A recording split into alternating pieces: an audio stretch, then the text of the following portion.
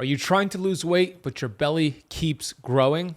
That is a red flag. Your body is screaming for help, and this is the signal you cannot afford to ignore. I'm going to show you exactly what's broken and how to fix it fast. Listen to this now before fat becomes inflammation and inflammation becomes disease. Most people think belly fat is a calorie problem. Eat less, move more. But the fat you're gaining around your belly really doesn't have much to do about calories. It's actually about hormones. And there's one hormone we want to focus on because one of the most amazing things that I've learned being in the health space for 17 years, being a New York Times bestselling author, and going through my own personal journey of losing 80 pounds of fat is this aha nugget right here. You have hundreds of hormones in your body, but only one hormone signals fat storage. And that hormone is called insulin. When you're focusing on cutting calories, focusing on the extra weight, you're focusing on the symptom. In other words, you're watching this or listening to this not because you have a weight problem. There's no such thing. You have a weight symptom. Focusing on calories and willpower treats the symptom. Focusing on hormones like insulin gets to the cause. You see, we don't lose weight to get healthy. We get healthy to lose weight. Belly fat is essentially a storage tank for high insulin levels. When insulin is high, your body is locked out of fat burning. And what's crazy is that the harder you diet in calorie count and exercise, the more stressed your body becomes and the higher insulin creeps up. That's why most weight loss efforts stall or even backfire. So here's the shift I want you to have, the paradigm shift.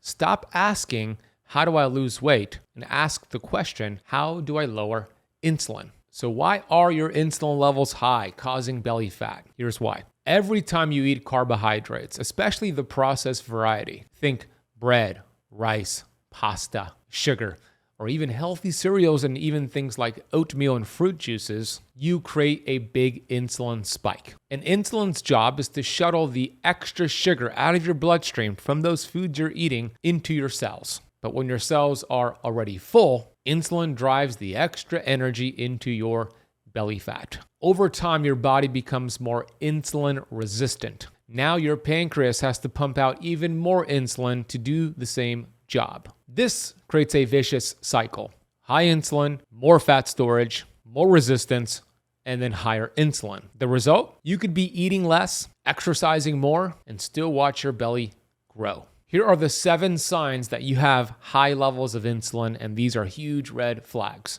Number 1, constant hunger, especially cravings for carbohydrates and sweets. Number 2, energy crashes after meals. Number 3, difficulty losing weight even being in a calorie deficit. Number 4, high triglyceride levels, which is a blood marker, and low HDL cholesterol levels, another blood marker. Number 5, skin tags or dark patches around your neck, back, or even around your eyelids. Number 6, stubborn belly fat that doesn't respond to changes in diet or exercise. And number 7, if you check your fasting insulin, which is on your blood work, one of the most important tests for your metabolism, if it's above 6, you have high levels of insulin. Now, here are the 8 most effective ways to lower insulin rapidly to lower inflammation and burn fat and lose weight as a side effect. Number 1, cut out the snacking and the grazing. Every snack, even if it's the healthiest snack in the world, will create a mini insulin spike. And every time you do this, you're signaling to your metabolism, store fat. Put energy into your fat cells. Not good. We are not designed to snack and graze. No, snacking and grazing does not boost your metabolism.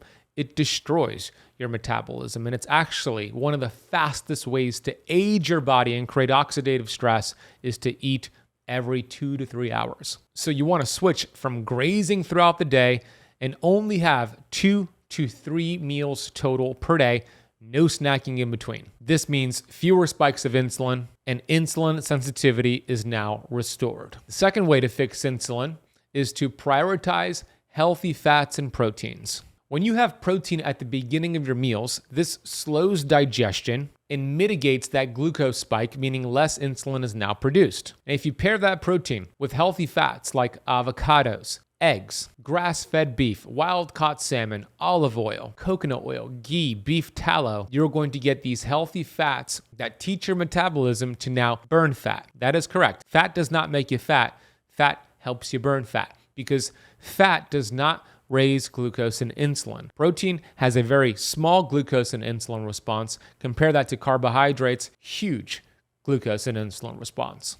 But not all fats are created equal. You want to avoid industrial seed oils, inflammatory fats like canola, corn, cottonseed oil, soybean, safflower, sunflower oil, rice bran oil, and grapeseed oil. I would also avoid fish oil. These are oxidized fats that, although they don't create an insulin response, they create inflammation of those insulin receptor sites. The third tip here is to practice time-restricted feeding, also called intermittent fasting. You want to give your body a break from digestion and a break from raising glucose and insulin for at least 14 hours a day, and even better, for 18 hours a day. This is called an 18-6 daily intermittent fasting schedule. Essentially what this means is out of a 24-hour period for 18 hours, you are not eating food. You are not starting your digestive processes. You are not spiking glucose and insulin. You're allowing your body to lower inflammation and insulin. And then for 6 hours, you have your 2 to 3 meals, prioritizing protein and fat, low in carbohydrates. What this would look like on your calendar is you're done eating at 7 p.m., you go to bed that night, and you wait until 11 a.m. to break your fast. This forces your body to tap into stored fat, especially the belly fat, and it lowers insulin naturally. The fourth tip here is to remove or reduce your processed foods. I mentioned a few of them earlier, but processed carbohydrates, one of the worst things you could have for your metabolism. Think granola bars, pasta, cookies, crackers, cereals, fruit juice, even oatmeal. These are all insulin landmines. They all turn into sugar inside of your body. Swap them out for low-carb options, nutrient-dense options, like green leafy vegetables, cruciferous vegetables, grass-fed beef, healthy fats like I mentioned earlier. This simple swap goes a long way. You want to focus on single-ingredient foods. The fifth tip is to go for a walk after your meals. And if you cannot do them after all your meals, if you cannot go for a walk after every meal, go for a walk after your biggest meal of the day, which typically for most people is dinner. Just 10 minutes, but ideally up to 30 minutes of walking after a meal is one of the best things you can do to burn belly fat. This is because it mitigates that blood sugar from rising in your bloodstream, preventing the overproduction of insulin, and it allows your metabolism to go into a fat-burning state much faster. Numerous studies show that just a 10-minute walk after a meal could mitigate that blood sugar and blood insulin response. Even in healthy individuals and in those that are overweight and diabetic, the studies show amazing results. 30 minutes is the ideal range, but right after you eat, at least 10-minute walk, and you'll get those benefits. I want you to think of that walk as a natural insulin sensitizer. The sixth tip here is a game changer, and that is going to be to consume apple cider vinegar 30 minutes before your biggest meal of the day. You want about 1 to 2 tablespoons of a high-quality apple cider vinegar, dilute it with water, drink it through a straw 30 minutes before a meal. What this is going to do, many benefits. Number one, apple cider vinegar contains acetic acid, which is a short-chain fatty acid, which helps with gut health, helps with digestion, but in the case of insulin and fat loss, the apple cider vinegar prevents that blood sugar from spiking after the meal. It could mitigate that glucose response by over 30%.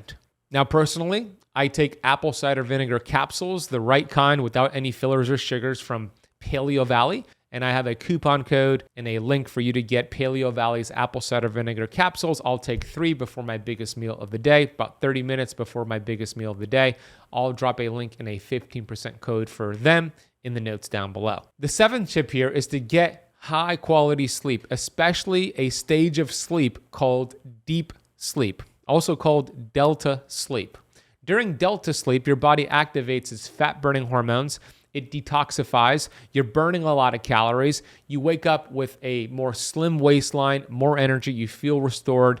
You're less hungry. You make better decisions. It's a win, win, win. And how you get deep sleep, according to the studies, and I talk about this in chapter 6 of my latest book, Metabolic Freedom. Chapter 6 is all about sleep. Your thermostat should be 65 to around 68 degrees Fahrenheit for deep restorative sleep. You also want to make sure your bedroom's cold and dark and you're not eating anything at least 3 hours before bed. You want to aim to get 90 minutes of deep sleep and 90 minutes of REM sleep each night. That allows your body to burn a ton of fat during sleep. How do you track it? I use something called an Oura ring, and I'll drop a link for the Oura ring in the notes down below. There's also a Whoop band option, which I'll drop a link for, Apple Watch and Fitbits. I'll drop links for all of those in the notes down below. The 8th tip here is to take the most important supplement for fat loss, for inflammation, for insulin. It's called vitamin G. Numerous studies show, according to, let's say, UC Davis, and I published this in chapter 10 of Metabolic Freedom. UC Davis shows that individuals who take vitamin G have healthier blood pressure levels, healthier blood sugar levels. Harvard published a study in JAMA last year with 49,275 nurses. It's one of the most comprehensive studies ever done on vitamin G. And it showed the nurses who took vitamin G every single day had a 9% reduction in dying from all-cause mortality compared to the nurses who didn't take vitamin G. The same study showed these nurses had a 15% reduction in dying from cardiovascular disease. Vitamin G also helps mitochondrial health, according to a study from Dr. Martin Picard. It looked at caregivers, and it showed the caregivers who took vitamin G at night had healthier mitochondria the next morning. Now, the mitochondria help you produce energy and burn fat. This is very, very important. Now, you're probably already looking in the show notes or on Amazon for vitamin G. I don't have a link. I don't have a coupon code because vitamin G is vitamin gratitude. Gratitude, the feeling of gratitude, has all those amazing benefits. It lowers cortisol, it lowers insulin, it's anti-inflammatory. So every morning, take a handful of vitamin G by thinking about what you're grateful for. Write it down. Think about it. Feel it. Gratitude is not a practice. Gratitude is a feeling. That's where the magic happens. Now, I'm going to get to your questions that you submitted on this topic. Before I do, I don't want to leave you high and dry. I gave you 8 steps here, but I also want to give you some more practical, tactical tips, a meal plan, a schedule to follow to really take what you just learned to the next level. This is my free ebook called my Burn Fat ebook. And if you scan the QR code on the screen, for those watching on YouTube, or if you're listening on the podcast, go to burnfatbook.com or click the link in the notes down below. You could download that free ebook, 3 easy steps to lose 10 pounds in the next 7 days. I'm also doing a speaking tour right now across the U.S., the Middle East, for my latest New York Times bestselling book, Metabolic Freedom. I'd love to see you in person. We're doing book signings, meet and greets at many of these upcoming events. If you go to benazadi.com/events, you could see where I'm speaking next, and I hope to see you in person. Now, let's get to your questions. Can I ever eat carbs again if I lower my insulin, or do I have to avoid carbs forever? You don't have to avoid carbs forever. First, in the beginning, you do want to be more strict and lower your carbs, ideally under 100 grams of carbs per day, even better under 50 grams of carbs per day. But as you rebuild this metabolism and create more sensitive levels of insulin, you could strategically introduce carbohydrates back into your diet in the future. And I talk about this in chapter 12 of Metabolic Freedom. So it's not about avoiding it forever. It's about being a little strict in the beginning to get amazing results and restore your metabolism and then bring them back in the right way, the smart way. What's the difference between insulin resistance and diabetes? Insulin resistance is the gateway, the first step that then unlocks prediabetes and then diabetes. So if you could catch it now, you could prevent yourself from ever getting diabetes. It starts with insulin resistance. And the crazy thing, you could have insulin resistance, according to the Whitehall study 2, for 6 to 14 years without being diagnosed with diabetes until that happens pretty dramatically. So insulin resistance is the first step before diabetes. You tackle that first, and you will never get diabetes. Does drinking coffee or tea during fasting affect insulin levels? Tea is safe. Coffee depends on the person. You could always test your glucose before and 45 minutes after to see if it raises your glucose. But for most people, it's safe as long as you're not adding sweeteners to it. If you just have black coffee or coffee with heavy cream, should be safe. Unsweetened tea, I have never seen that raise anybody's glucose or insulin levels. That's safe across the board. Is belly fat always caused by high insulin, or can other hormones like cortisol or estrogen be the issue? For sure, they can, but those hormones, cortisol, estrogen, and others, work with insulin. So insulin is the main player here. You control insulin, and you optimize insulin, you optimize the other hormones like cortisol, estrogen, and the other ones that we didn't even mention. So it's all about insulin. That is the master hormone right there.